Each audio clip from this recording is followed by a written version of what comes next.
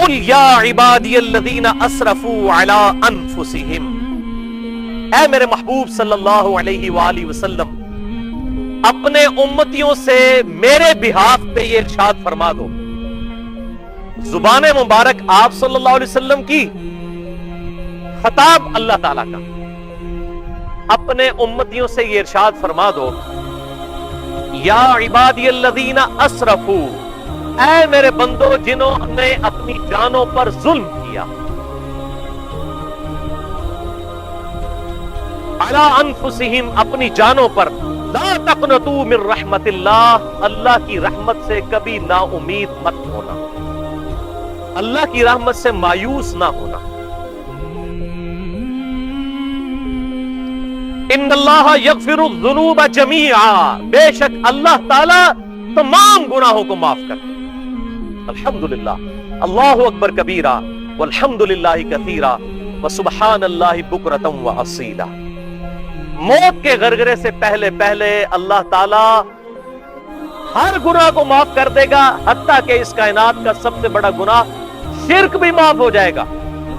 سورۃ الفرقان کی آیت نمبر 70 ہے کہ اگر کوئی شخص اس دنیا کی زندگی میں شرک سے بھی توبہ کرے مرنے سے پہلے پہلے، تو ہم اس کے گناہوں کو بھی نیکیوں سے بدل دیں گے. اللہ اکبر کبیرہ والحمدللہ کثیرا وسبحان اللہ بکرۃ واصیلا. تو یہاں پر کہا گیا کہ اللہ کی رحمت سے نا امید مت ہو، اللہ تبارک و تعالی سارے گناہوں کو معاف فرما دے گا.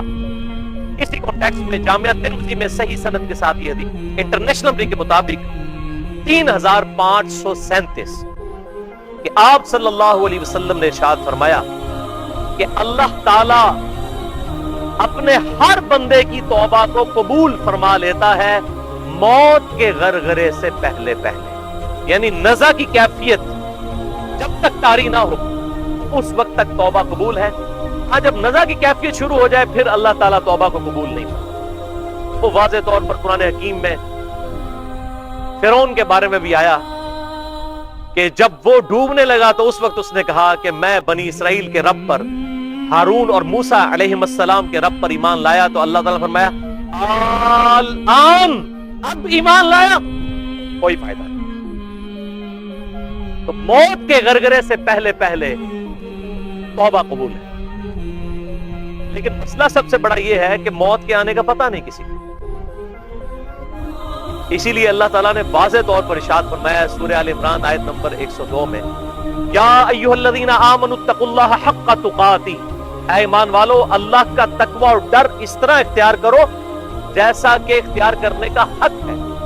ولا تموتن الا وانتم مسلمون، دیکھنا تمہیں موت نہ آئے مگر اس حال میں کہ اللہ کے تابع فرمان ہی مرنا، مسلم ہی مرنا، سر تسلیم ہم کرتے.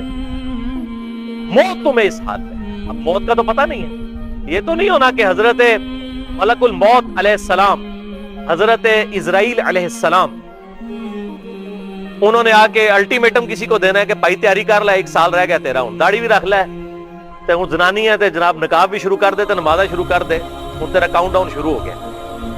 اس طرح کا کسی کو الٹیمیٹم نہیں ملنا کہ بھائی 1 سال ہے، اب آپ نمازیں بھی شروع کر دیں، داڑھی بھی رکھ لیں، نقاب بھی کرنا شروع کر دیں، اب 5 وقت جماعت سے نماز شروع کر دیں، آپ کا کاؤنٹ ڈاؤن شروع ہو. یہ تو موت کے آنے کا تو پتہ ہی نہیں کسی کو. اور یہ سب سے بڑی تلوار ہے جو انسان کے اوپر لٹک رہی ہے کہ انسان کو اپنی موت کا پتہ ہی نہیں، ورنہ انسان اپنی زندگی کو پلان کر سکتا. اس لیے اللہ تعالیٰ فرمایا وَلَا تَمُوتُنَّ إِلَّا وَأَنْتُمْ مُسْلِمُونَ، دیکھنا تمہیں موت نہ آئے مگر اس حال میں کہ اللہ کے تابع فرمان مرنا. کیا مطلب؟ ہر وقت اللہ کے تابع فرمان رہنا، کوئی پتہ نہیں کس وقت موت آ رہے. اسی زندگی میں سے ہمیں اچک لیا جائے گا. ہمارے ساتھ کئی لوگوں کو اچک لیا گیا. میرے ساتھ کتنے انجینئرنگ یونیورسٹی کے میرے کلاس فیلوز تھے جو اب اس دنیا میں نہیں رہے، کئی میٹرک کے کلاس فیلوز تھے جو جا چکے ہیں. تو یہ آنے کی تو ترتیب ہے کہ باپ پہلے آتا ہے اور بیٹا بعد میں، جانے کی کوئی ترتیب نہیں. ہو سکتا ہے پوتا پہلے چلا جائے اور دادا سب سے اینڈ میں جائے. وَلَا تَمُوتُنَّ إِلَّا وَأَنْتُمْ مُسْلِمُونَ، تمہیں موت نہ آئے مگر اس حال میں کہ اللہ کے تابع فرمان پڑھنا. تو یہ جو بات آئی کہ اللہ کی رحمت سے نا امید نہ ہو، اللہ تعالیٰ سارے گناہوں کو معاف فرما دے گا، تو یہ گناہ معاف اس کے ہوں گے جس نے توبہ واقعی صحیح کی. یہ پاکستان انڈیا بنگلہ دیش والی توبہ نہیں، قرآن والی توبہ. اور وہ ساتھ ہی آگے وَأَنِيبُوا إِلَىٰ رَبِّكُمْ وَأَسْلِمُوا لَهُ، اپنے رب کی طرف رجوع لاؤ اور سر تسلیم خم کر دو اس کے سامنے. انہوں نے پنجابی کا مانا ہے بندے دے پتر بن جاؤ، سر تسلیم خم کر دو، تابع فرمان ہو جاؤ. من قبل ان یاتیکم العذاب، اس سے پہلے کہ تم پر اللہ کا عذاب آ جائے. ثم لا تنصرون، پھر تمہاری مدد بھی نہ کی جائے. عذاب کیا؟ مرتے ہی عذاب شروع ہو جانا ہے. قرآن حکیم کی کتنی آیات گواہ ہے کہ موت کے غرغرے کے وقت ہی عذاب کے فرشتے آ جاتے ہیں، پٹائی کرنا شروع کر دیتے ہیں. میں نے پورا لیکچر دیا ہے اس کے اوپر، عذاب قبر کے اوپر، مسئلہ نمبر 117A اور 17B، جس میں نے 10 آیات قرآن حکیم سے اور 17 صحیح الاسناد احادیث اکثر بخاری اور مسلم سے بیان کی ہیں کہ عذاب دنیا کی زندگی میں تو اللہ تعالیٰ کی طرف سے آزمائش آتی ہے، موت کے غرغرے کے وقت گھنٹی لگنی شروع ہو جاتی ہے. قرآن حکیم میں کم از کم 10 آیات اس ٹاپک پہ موجود ہیں. بخاری اور مسلم کی متفقن علیہ حدیث ہے جس کا مفہوم کچھ یوں بنتا ہے کہ جو شخص مر گیا اس کی قیامت قائم ہو گئی. مرتے ہی قیامت قائم. ایک تو بڑی قیامت آنی ہے نا، ایک یہ قیامت جو عذاب کا سلسلہ مرتے ہی شروع ہو جانا ہے، بلکہ نزا کے عالم میں شروع ہو جانا ہے. اس کو کہا گیا کہ عذاب کے آنے سے پہلے پہلے اپنے رب کی طرف رجوع لاؤ اور سر تسلیم خم کر دو. اسی طریقے سے قرآن حکیم میں وہ آیت بڑی امپورٹنٹ ہے سورہ التحریم میں، یا ایھا الذین آمنوا توبوا الی اللہ توبۃ نصوحا، اے ایمان والو اللہ کی طرف توبہ کرو اور توبہ ایسی کرو جو آگے کو نصیحت بھی ہو جائے. صرف توبہ استغفار کی تسبیح نہ ہو، نصیحت ہو جائے. یہ نہیں توبہ کر کے ہٹیں اور پھر وہی جرم شروع کر دیا. قرآن تو اس کو توبہ ہی نہیں مانتا. توبہ تو یہ ہے کہ گزشتہ گناہوں پر شرمندگی، آئندہ ان گناہوں سے بچنے کا پکا عہد کرنا، اور پھر اللہ تعالیٰ سے مسلسل ہدایت کی دعا کرتے رہنا کہ اے اللہ اس توبہ پر مجھے استقامت نصیب فرما. یہ ہے توبہ، توبۃ نصوحا، ایسی توبہ جو آئندہ کو نصیحت ہو جائے. اگر نصیحت نہ ہوئی تو وہ توبہ کیسی ہے؟ وہ تو انسان اپنے ساتھ بھی دھوکہ کر رہا ہے اور اللہ تعالیٰ کو بھی اپنے گمان میں دھوکہ دیا چاہتا ہے، لیکن اللہ ہی ایسے شخص کو غافل کر کے مارے گا. اور پھر ساتھ ہی فرما دیا گیا کہ توبہ کا سمبل کیا ہوگا. وَاتَّبِعُوا أَحْسَنَ مَا أُنزِلَ إِلَيْكُم مِّن رَّبِّكُمْ، اور اتباع کرو اس بہترین چیز کی جو اللہ تعالیٰ نے تمہاری طرف نازل کی ہے. پھر ربکم، تمہارے رب کی طرف سے نازل ہوئی ہے. یعنی کیا چیز؟ یہ قرآن. اس قرآن کی پیروی کرنا اصل میں توبہ پر استقامت کی اور صحیح توبہ کی دلیل. من قبل ان یاتیکم العذاب، اس سے پہلے کہ تم پر عذاب آ تھمکے، موت کا، بغتتاً، اچانک، وانتم لا تشعرون، اور تمہیں شعور بھی نہ، ہوش بھی نہ رہے کہ ہویا کہ میرے نال. میں وہ ایئر کریش انویسٹیگیشن دیکھ رہا تھا، مجھے بڑا شوق ہے، نیشنل جیوگرافک چینل کے اوپر ایئر کریش انویسٹیگیشنز لگتی ہیں. تو ان میں سے ایک کوئی خاتون تھی، ان کا انٹرویو بعد میں لیا گیا. وہ 350 مسافروں میں سے ایک خاتون بچی تھی ایئر کریش میں، 350 میں سے. وہ بھی جہاں پہ وہ پر اور فیوزلاج کا وہ جوائنٹ ہوتا ہے نا، وہ وہاں پر بیٹھی ہوئی تھی. وہ ذرا جگہ مضبوط ہوتی ہے ایئر کریش میں، اگر کوئی بچت ہونے والی ہو تو اس جگہ پہ بیٹھے. اس کی بھی خیر ہڈی پسلی ٹوٹ گئی، الٹیمیٹلی ریکور کر گئی. اس کا جب انٹرویو لیا گیا کہ جی جب اناؤنسمنٹ ہوئی تھی جہاز کے کیپٹن کی طرف سے کہ اب یہ جہاز بچنے والا نہیں ہے، تو اس وقت آپ پہ کیفیت کیا طاری ہوئی تھی؟ وہ کہنے لگی کہ میرے پہ صرف ایک کیفیت طاری ہوئی کہ کیا میں نے اتنی چھوٹی عمر میں مر جانا تھا؟ میں نے تو سوچا بھی نہیں تھا، میری تو دادی بھی ابھی زندہ ہے کہ میں نے اتنی چھوٹی عمر میں مجھے موت آ جانی ہے. یہ تھا وہ ایک لمحہ. یہ سمجھے کہ ایک جو بندہ موت کے منہ سے نکل کے آیا نا، اس کی یہ آپ بیتی ہے. 350 مسافروں میں سے ایک بچنے والی. اس نے کہا میں نے یہ چیز سوچی کہ اتنی جلدی میں نے مر جانا تھا، میں نے تو سوچا بھی نہیں تھا. اور یہی ہوتا ہے, یہ تو ہر انسان کی ہی سوچ ہوتی ہے. ابھی یہ آپ اسلام آباد سے کراچی کی طرف کبھی سفر کریں نا ہوائی جہاز کا, تو بعض اوقات بیچ میں ایئر پاکٹس آتی ہیں نا, جہاز جو ہے نا اس طرح اوپر نیچے ہوتا ہے, تو بڑے بڑے میرے جیسے بھی جو اللہ تعالیٰ سے دور لوگ ہیں نا, وہ بھی کلمہ پڑھنا شروع کر دیتے ہیں, استغفار کرنا شروع کر دیتے ہیں, لیکن جیسے ہی سیڑھیوں سے نیچے اترتے ہیں کہتے ہیں شکر ہے یا اللہ بچا لی, ہوں اپنی مرضی زندگی کٹا گیا. اس ٹائم کہہ دو نا استغفار استغفار. یہ آپ دیکھیں کتنی ویڈیوز لیک ہوتی ہیں, ایئر کریش ہوتے ہوتے بچا ہے کبھی یہ لینڈنگ کے دوران, اور لوگ استغفار لا حول ولا قوت الا باللہ کلمہ پڑھ رہے ہوتے ہیں. ہونا تو یہ چاہیے کہ اس کریش میں جتنی بے پردہ عورتیں بچی ہیں وہ تو کم از کم پردہ شروع کر دیں. اس کریش میں سے جو جسٹ بچے ہیں, جو لوگ اللہ تعالیٰ کی نافرمانی کرنے والے بے نمازی لوگ, وہ نمازیں شروع کر دیں, لیکن کوئی تبدیلی نہیں آتی ہے. اب مجھے وہ آیت سمجھ آتی ہے جو قرآن حکیم میں بار بار ریپیٹ ہوئی ہے کہ اگر ہم انہیں دنیا میں دوبارہ بھی بھیج دیں نا, یہ پھر وہی کام کریں. یہ دنیا میں دوبارہ آئے ہوئے لوگ ہیں نا. اچھا, یہ آیت کبھی مجھے ہضم نہیں ہوتی تھی کہ یہ کیسے ہو جائے گا جب آخرت میں اتنا بڑا عذاب کسی نے دیکھ لیا, اب وہ دنیا میں دوبارہ آئے پھر وہی جناب کام کرنا شروع کر دے, ہو ہی نہیں سکتا. لیکن جب یہ حالت دیکھتے ہیں نا کہ لوگ موت کے منہ سے نکلتے ہیں, پھر اپنی مرضی کی زندگی گزارنا شروع کر دیتے ہیں.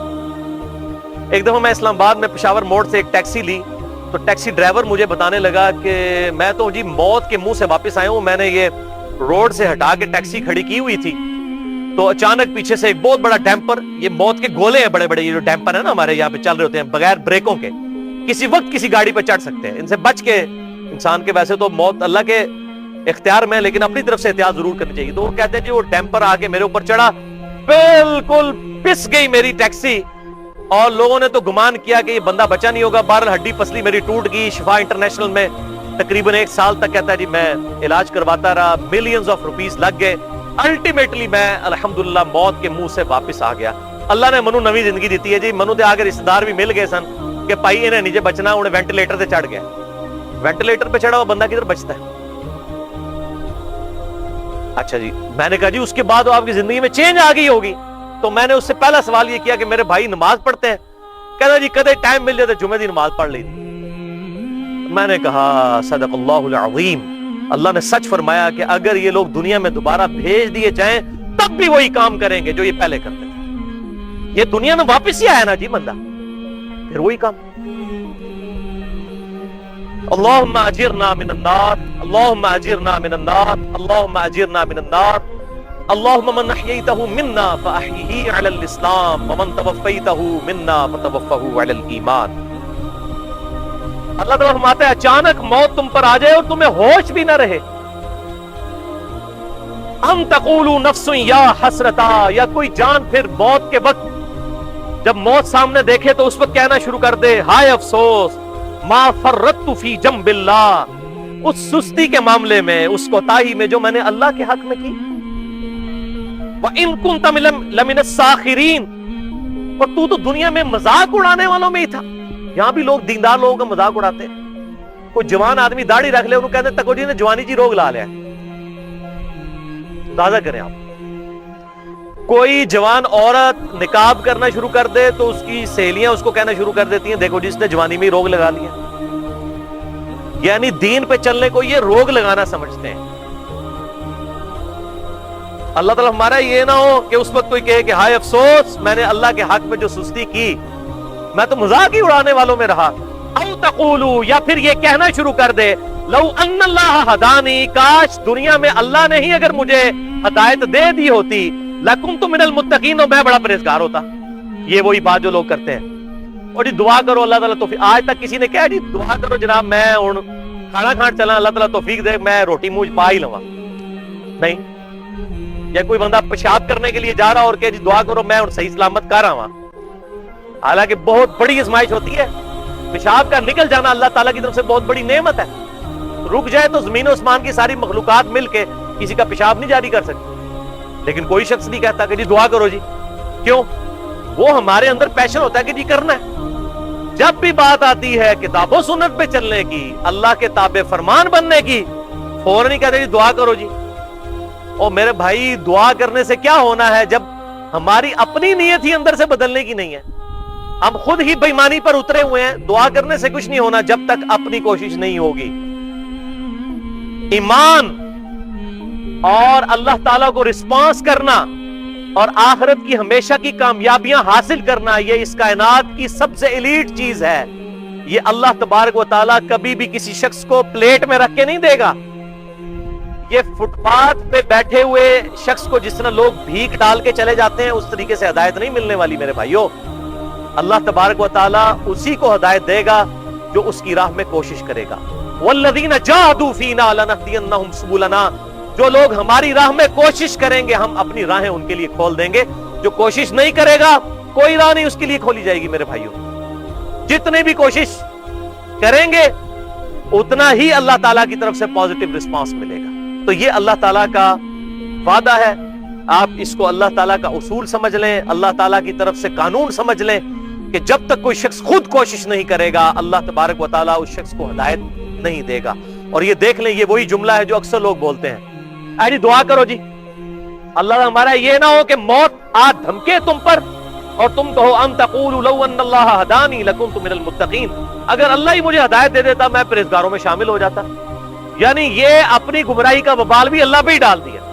نعوذ باللہ من ذلک. او تقولوا حین تری العذاب، یا تم میں سے کوئی شخص یہ کہنا شروع کر دے جب موت کا عذاب اس پر آ جائے، لو ان لی کرۃ فاکون من المحسنین، اگر کاش میں دنیا میں دوبارہ ایک دفعہ چلا جاؤں نا تو میں نیکوکاروں میں شامل ہوں. یہ وہی بات، ایک بار پھر یا اللہ دنیا بھیج دے. کچھ بھی نہیں ہونا میرے بھائی. جس طرح پہلے زندگی گزر رہی تھی اس طرح ہی گزرے گی. جس نے اس دنیا کی زندگی میں گاڈ کو سیریس لیا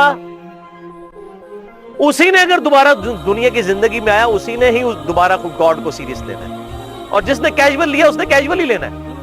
موت کے وقت جتنے یہ لیم ایکسکیوزز انسان کہے گا نا، کاش میں دنیا میں دوبارہ بھیج دیا جاؤں، کاش مجھے موقع مل جاتا میں نیکوکاروں میں شامل ہو جاتا، یہ جتنے بھی لیم ایکسکیوزز ہیں، کاش اللہ تعالیٰ مجھے زبردستی ہدایت دے دیتا تو میں ہدایت پہ ہوتا، ان کے جواب میں اللہ تعالیٰ نے یہی ہم پر مہربانی فرماتے ہوئے موت سے پہلے ہی اس کا جواب دے دیا. سنیں، بلا قد جاءتک آیاتی، کیوں نہیں اے انسان تیرے پاس میری آیتیں تو آئی تھی، قرآن کی شکل میں اتنی بڑی دھمکی تو آئی تھی.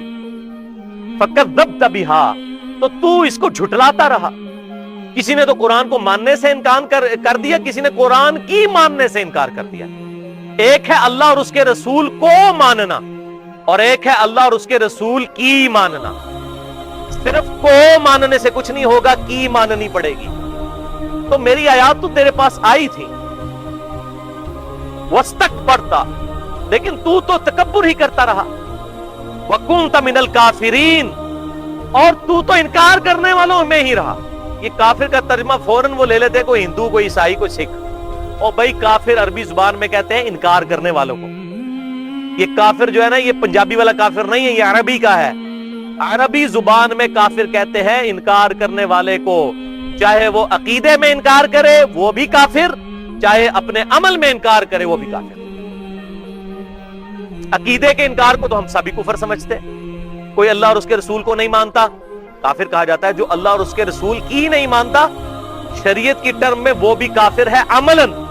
اعتقاداً مسلمان لیکن عملاً تو کافر. لہذا جن جن آیات میں یہ کفر کی بات ہو رہی ہے وہ ساری فٹ ان ہوگی اسے. صحیح مسلم میں حدیث ہے انٹرنیشنل نمبر کے مطابق کتاب الایمان چیپٹر میں 246 نمبر کہ آپ صلی اللہ علیہ وسلم نے فرمایا کہ بندے کے کفر، بندے کے شرک اور ایمان کے درمیان فرق نماز. یعنی نماز پڑھنے والا مومن اور مسلم اور نہ پڑھنے والا عملاً تو کافر ہے. اسی کی ایکسپلینیشن جامعہ ترمذی کی صحیح حدیث ہے انٹرنیشنل نمبر کے مطابق 2621 کہ آپ صلی اللہ علیہ وسلم نے ارشاد فرمایا جس شخص نے جان بوجھ کر نماز ترک کی گویا اس نے کفر کر دیا. کیوں؟ عملاً تو اس نے اللہ کی نہیں مانی نا. اب وہ بے شک کہتا رہے میں عقیدے میں مسلمان ہوں، عملاً تو اس نے اللہ کا انکار ہی کر دیا، اس کے محبوب صلی اللہ علیہ وسلم کا انکار ہی کر دیا. تو اللہ تعالیٰ فرماتا ہے میری آیات آئی تھی لیکن تو انکار کرنے والوں میں رہا. وَيَوْمَ الْقِيَامَةِ تَرَى الَّذِينَ كَذَبُوا عَلَى اللَّهِ وُجُوهُهُمْ مُسْوَدَّةٌ، اور قیامت والے دن وہ لوگ جنہوں نے اللہ کے اوپر جھوٹ باندھا. کیا جھوٹ باندھا؟ اے اللہ جو کچھ بھی ہے تیرے محبوب کی امت سے ہیں، یہ جھوٹ باندھا. یہ اللہ کے محبوب کی تعلیمات ہیں صلی اللہ علیہ وسلم. ٹھیک ہے آپ صلی اللہ علیہ وسلم کی شفاعت نصیب ہوگی، لیکن اس کی بنیاد پر کہیں اللہ کے محبوب صلی اللہ علیہ وسلم نے یہ نہیں کہا کہ تم دیدہ دلیری کے ساتھ میری مخالفت پہ اتر آؤ، اللہ کی نافرمانیاں شروع کر دو اور پھر کہو کہ جو کچھ بھی ہے اللہ تیرے محبوب کی امت سے ہے. اگر دنیا میں مورل لاز ایکٹیو ہوتے واللہ اسی وقت آ کے سر پہ جوتی پڑتی کہ محبوب صلی اللہ علیہ وسلم کا نام لیتے اور کرتوت اپنے دیکھو. یہ تو اللہ تعالیٰ کی طرف سے مورل لاز ایکٹیو نہیں ہے، دنیا میں صرف فزیکل لاز ایکٹیو. آپ زبان پہ کوئلہ رکھیں گے زبان جل جائے گی، جھوٹ بولنے سے زبان نہیں جلے گی، کیونکہ جھوٹ بولنا ایک مورل جرم ہے، اخلاقی جرم ہے.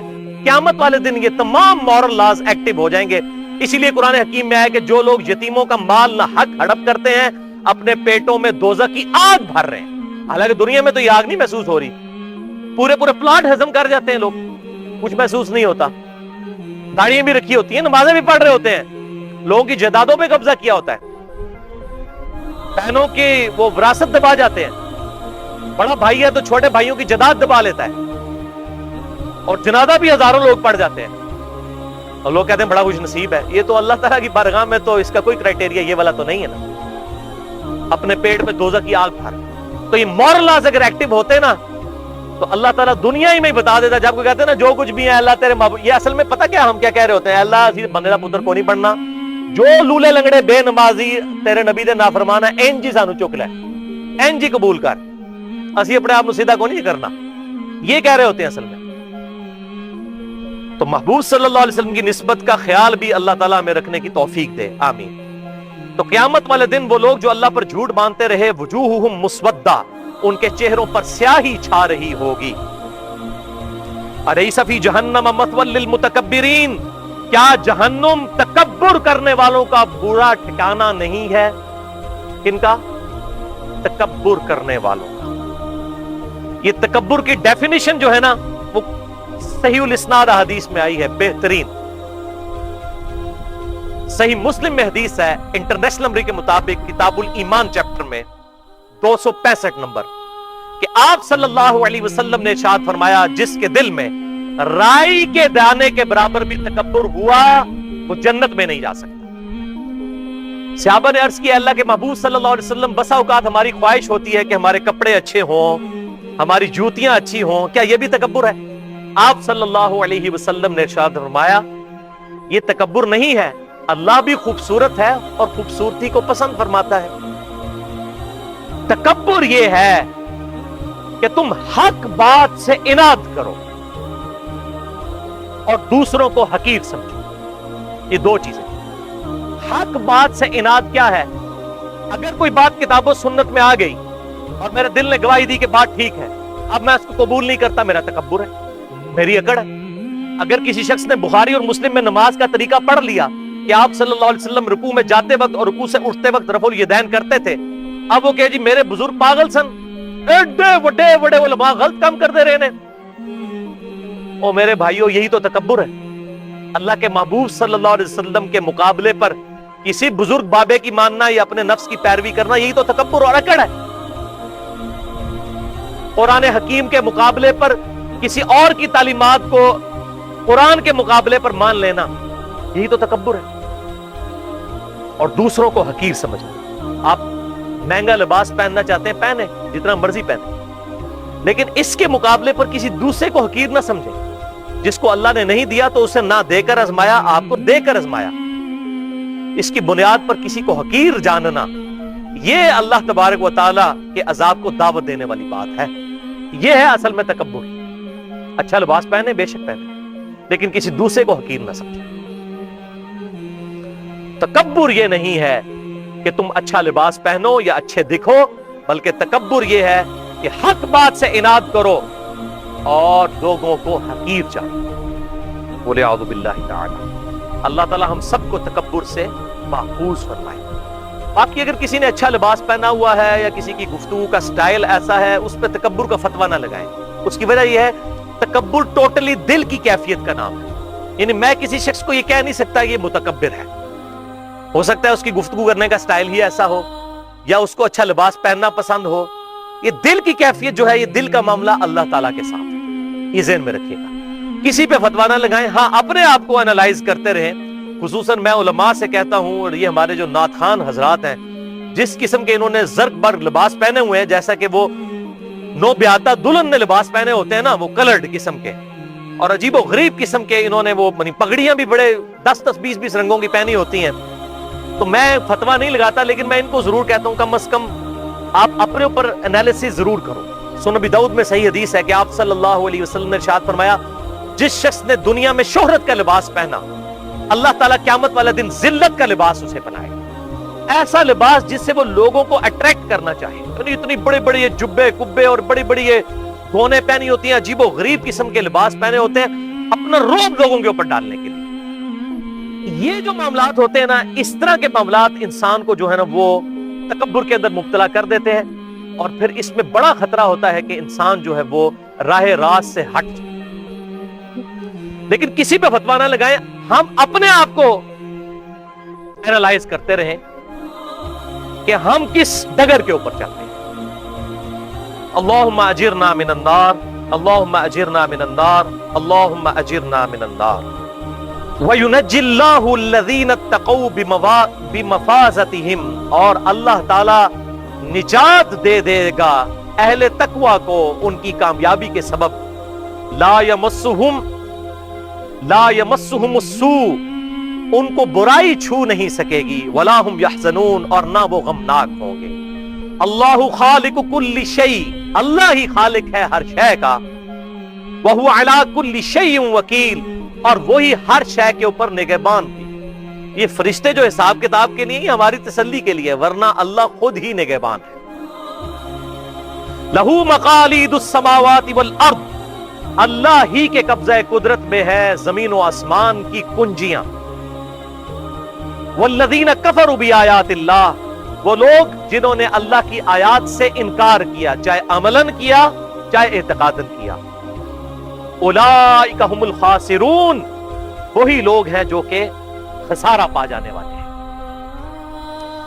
قل افغیر اللہ تأمرونی اعبد ایھا الجاہلون، اے نبی صلی اللہ علیہ وسلم ارشاد فرمائیے، اے جاہلو، کیا تم مجھے بھی اس بات کا حکم دیتے ہو کہ میں اللہ کے مقابلے پر کسی اور کو اپنا پشت پناہ مان لوں، کسی اور کی عبادت شروع کر دوں؟ وَلَقَدْ أُوحِيَ إِلَيْكَ وَإِلَى الَّذِينَ مِنْ قَبْلِكَ، اور بے شک اے محبوب صلی اللہ علیہ وسلم ارشاد فرما دیجئے ان سے کہ میری طرف بھی اور مجھ سے پہلے تمام نبیوں کی طرف بھی ایک ہی کانٹے کی بات وہی کی گئی تھی. لَإِنْ أَشْرَكْتَ لَيَحْبَطَنَّ عَمَلُكَ وَلَتَكُونَنَّ مِنَ الْخَاسِرِينَ، کہ اگر بالفرض تم نے بھی شرک کیا تو تمہارے سارے اعمال اکارت کر دیے جائیں گے اور تم خسارہ پانے والوں میں ہو جاؤ گے. تمام نبیوں کی طرف اور ہمارے محبوب صلی اللہ علیہ وسلم کی طرف بھی یہی وحی کی گئی کہ اگر آپ نے بھی شرک کیا بالفرض، یہ سمجھانے کے لیے، جیسے قرآن میں آتا ہے قل ان کان للرحمن ولد فانا اول العابدین، اے محبوب صلی اللہ علیہ وسلم ارشاد فرمائیے بالفرض اگر اللہ کا کوئی بیٹا ہوتا تو سب سے پہلے میں اس کی عبادت کرتا. تو اللہ کا بیٹا تو کوئی نہیں ہے، لم یلد ولم یولد، سمجھانے کے لیے. اسی طریقے سے بالفرض اگر ہمارے محبوب صلی اللہ علیہ وسلم اور اگلے انبیاء بھی ان میں سے بھی کوئی شرک کرتا تو ان کے بھی اعمال اکارت کر دیے جاتے اور یہ بھی خسارہ پانے والوں میں ہو جاتے. وَلِعَاذُ بِاللَّهِ تَعَالَى. اللہم اجرنا من النار، اللہم اجرنا من النار، اللہم اجرنا من النار. بل اللہ فاعبد وکم من الشاکرین، بلکہ اللہ ہی کی عبادت کرو اور شکر گزاروں کی روش اختیار کرو. وما قدر اللہ حق قدری، انہوں نے اللہ کی وہ قدر نہ جانی جو کہ جاننا چاہیے تھی. اور اللہ تعالیٰ نے پھر اپنی قدرت کا ایک نمونہ ارشاد فرمایا ہے والارض جمیعا قبضتہ، یہ زمین قیامت والے دن اللہ کی مٹھی میں ہوگی جیسا کہ اس کی شان کھلائے. اس کے لیے اب یوں بھی اشارہ نہیں کر سکتے کیونکہ اللہ کی جتنے بھی اسماء و صفات ہیں نہ ہم ان کی تعویل کرتے ہیں اور نہ ہی ان کی کوئی ایسی تفسیر بیان کرتے ہیں. کیوں؟ لیس کمثلہ شیء، اللہ کی مثل کوئی شے نہیں. وہو السمیع البصیر، اور وہی سننے والا دیکھنے والا ہے. جب اس کی مثل ہی کوئی شے نہیں ہے ہم اس کی مثال نہیں بیان کر سکتے. تو یہ زمین اللہ کی مٹھی میں ہوگی جیسا کہ اس کی شان کے لائق ہے. یوم القیامہ قیامت کے دن والسماوات مطویات بیمینی والسماوات مطویات بیمینی، اور یہ آسمان اللہ تعالیٰ اپنے دائیں ہاتھ میں لپیٹ لے گا جیسا کہ اس کی شان کے لائق. سبحانہ وتعالی عما یشرکون، پاک ہے وہ اللہ اور بلند ہے ہر اس شرک سے جو لوگ اس کی طرف منسوب کرتے ہیں. یعنی قرآن حکیم میں بار بار کہا گیا کہ شرک نہ کرو، شرک نہ کرو. اس سے کسی کو یہ خیال نہ آ جائے، شائبہ نہ آ جائے کہ کوئی اللہ تعالیٰ کو ٹینشن ہو جاتی ہے. اللہ تعالیٰ فرماتا ہے ہمیں کوئی، ہماری ذات تو بہت بلند ہے ان کے شرک سے جو یہ کرتے ہیں. اللہ کو کوئی پرواہ نہیں، واقعی اللہ کو کوئی پرواہ نہیں. لیکن اس کا یہ مطلب نہیں ہے کہ ہمارا انجام اچھا ہو جائے گا. اللہ کو کوئی پرواہ نہیں. لوگ اکثر کہتے ہیں جی اللہ نو ساڑیاں نمازاں نہیں چاہیے. او بھائی اللہ نے کدو کیا کہ منو تہاڈیاں نمازاں چاہیے نے؟ اللہ کہتا ہے تمہیں تمہارے لیے نمازیں چاہیے، ہمیں ہمارے لیے تو نمازیں چاہیے. اللہ کو ہماری نمازیں نہیں چاہیے، لیکن ہمیں تو آخرت کی ہمیشہ کی کامیابی کے لیے نماز تو پڑھنی ہے. اللہ کو شرک سے فرق نہیں پڑتا لیکن ہمیں تو پڑتا ہے. قرآن حکیم میں 2 دفعہ کیٹیگوریکل مینشن ہوا ہے، سورہ النساء آیت نمبر 48 اور 116 میں. ان اللہ لا یغفر ان یشرک بہ ویغفر ما دون ذلک لمن یشاء، بے شک اللہ تعالیٰ اس گناہ کو کبھی معاف نہیں کرے گا کہ اللہ کے ساتھ کسی قسم کا کسی نے شرک کیا. اس کے علاوہ جتنے گناہ ہیں جس کے لیے چاہے گا معاف کر دے گا، وہ بھی اوپن لائسنس نہیں، جس کے لیے چاہے گا. شرک معاف نہیں ہوگا. تو شرک is the most sensitive issue in the sight of Allah. Allah کی نگاہ میں سب سے زیادہ حساس معاملہ ہے شرک کا. دنیا میں شرک معاف ہو جائے گا. سورۃ الفرقان کی آیت نمبر 70 میں آیا دنیا میں توبہ کر لی گناہوں کو بھی نیکیوں سے بدل دیں گے. آخرت میں معاف نہیں، اللہ بھی نہیں معاف کرے. اور لا تبدیل لکلمات اللہ، اللہ کے کلمات نہیں بدلتے. اگر کوئی شخص یہ کہے نا کہ اللہ چاہے تو قیامت والا دن شرک معاف کر سکتا ہے، وہ کافر ہو جائے گا. کیوں؟ اللہ یہ چاہ ہی نہیں سکتا. کیوں؟ لا تبدیل لکلمات اللہ، اللہ کے کلمات نہیں بدل سکتے. جس کے کلمات بدل جائیں وہ اللہ نہیں، اور جو اللہ ہے اس کے کلمات نہیں بدلتے. اسی لیے بخاری اور مسلم کی متفق علیہ حدیث ہے، حدیث شفاعت. درجنوں طریق ہیں بخاری اور مسلم میں. اس کے اینڈ پہ الفاظ ہیں کہ آپ صلی اللہ علیہ وسلم فرماتے ہیں جب میں آخری دفعہ اپنے امتیوں کی شفاعت کے لیے دوزخ کی طرف جاؤں گا تو فرشتہ دوزخ کا داروغہ ہے جس کا نام مالک آیا ہے سورہ الزخرف میں، وہ کہے گا اللہ کے محبوب صلی اللہ علیہ وسلم اب آپ کا کوئی امتی بھی دوزخ میں نہیں ہے سوائے اس کے کہ جسے قرآن نے روک لیا ہے، وہ کبھی بھی جنت میں نہیں جا سکے گا. قرآن نے روک لیا ہے. قرآن نے کس کو روک لیا؟ کس کو روک لیا قرآن نے؟ جس کے بارے میں قرآن نے ڈسین کہہ دیا کہ شرک معاف نہیں. وَمَن يُشْرِكْ بِاللَّهِ فَقَدْ حَرَّمَ اللَّهُ عَلَيْهِ الْجَنَّةَ وَمَأْوَاهُ النَّارُ وَمَا لِلظَّالِمِينَ مِنْ أَنصَارٍ. بے شک جو کوئی اللہ کے ساتھ شرک کرے گا اللہ نے ایسے شخص پہ جنت حرام کر دی ہے، اس کا ٹھکانہ دوزخ ہے اور وہاں اس کا کوئی مددگار نہیں ہوگا. حتیٰ کہ امام کائنات سید الاولین والآخرین شفیع المذنبین رحمت للعالمین سیدنا و مولانا امام اعظم محمد رسول اللہ صلی اللہ علیہ وسلم بھی اس کے کام نہیں آئیں گے. بخاری اور مسلم کی متفق علیہ حدیث ہے کہ آپ صلی اللہ علیہ وسلم نے فرمایا اللہ تعالیٰ نے ہر نبی کو کوئی دعا دی تھی اور ہر نبی نے وہ مقبول دعا، ایک مقبول دعا دی گئی تھی اسی دنیا میں کر لی. حضرت نوح علیہ السلام نے دعا کی، ان کی قوم کو ہلاک کر دیا گیا. موسیٰ علیہ السلام کی بھی دعا ہو گئی قبول، فرعونی دبا ہو گئے. میں نے اپنی دعا اپنی امت کے لیے چھپا کے رکھی ہے، میری دعا سے میرے ہر امتی کو نفع پہنچے گا سوائے اس شخص کے کہ جس نے دنیا میں اللہ تعالیٰ کے ساتھ کسی قسم کا شرک کیا ہوا، اس کو میری شفاعت بھی کام نہیں آئے گی. شرک is the most sensitive issue in the sight of Allah. اللہ کے حضور سب سے زیادہ حساس معاملہ ہے شرک. اللہ تعالیٰ ہم سب کو شرک سے محفوظ فرمائے. اور اس میں 2 باتیں میں ہمیشہ کرتا ہوں، ایاک نعبد و ایاک نستعین. اے اللہ عبادت بھی صرف تیری ہی کرتے ہیں اور غائب میں مدد کے لیے صرف تجھی کو پکارتے ہیں. ایاک نستعین کی اپروپریٹ ٹرانسلیشن ہے دعا صرف اللہ ہی سے. ایک تو ظاہری اسباب ہے، کئی مولوی ٹی وی پہ بیٹھ کے دھوکہ دے رہے ہوتے ہیں، اور جی آپ روٹی جب امی سے مانگتے ہیں جا کے یا اللہ سے مانگتے ہیں. دیکھیں دادا کر، اور بھائی قرآن میں حکم آیا ہے वतावनु अलल बिर्रि वत्तक़वा वला तावनु अलल इस्मि वल उद्वान, नेकी और परहेजगारी के कामों में एक दूसरे की मदद करो और बुराई के कामों में अलग रहो। भाई एक दूसरे की मदद करना जाहिरी असबाब में इसका तो हुक्म है, ये तो वो मदद ही नहीं है जो इय्याका नस्तईन वाली है।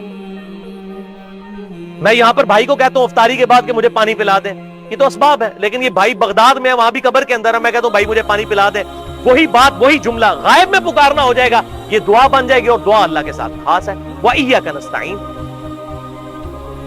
किसी पैगंबर से, किसी फरिश्ते से, किसी जिन से दुआ नहीं हो सकती, दुआ सिर्फ अल्लाह ही से हो। इसमें मैंने बड़ा डिटेल लेक्चर दिया है, मसला नंबर 3, दुआ सिर्फ अल्लाह ही से। ahlesunnatpak.com पे मेरा रिसर्च पेपर भी मौजूद है, दुआ सिर्फ अल्लाह ही से, और उसी की एक्सटेंशन है मसला नंबर 43, वसीला और तवस्सुल के सही अहकाम व मसाइल।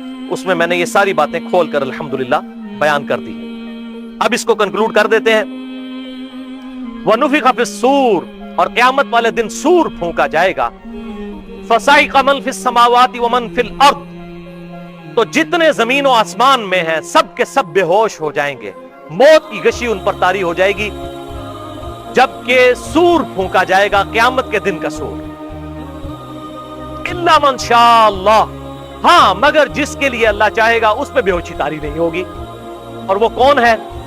वो बुखारी और मुस्लिम की मुत्तफ़क़ुन अलैह हदीस है।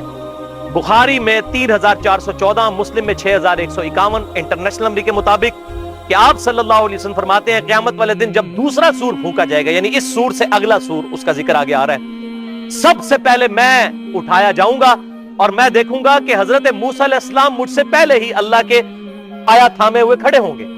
मुझे नहीं पता कि उन पर क़यामत की बेहोशी तारी नहीं हुई या अल्लाह ताला ने उनको मुझसे पहले उठा लिया और उन पे क़यामत की बेहोशी तारी नहीं हुई। उस बेहोशी के एवज जो दुनिया में कोहे तूर पर जो अल्लाह की तजल्ली थी उसकी वजह से दुनिया में बेहोश हुए, उसके एवज अल्लाह ताला ने उनसे आखिरत की बेहोशी जो है ज़ाइल कर दी। ये आप सल्लल्लाहु अलैहि वसल्लम ने हजरत मूसा अलैहिस्सलाम की एक जुज़वी फजीलत बताई।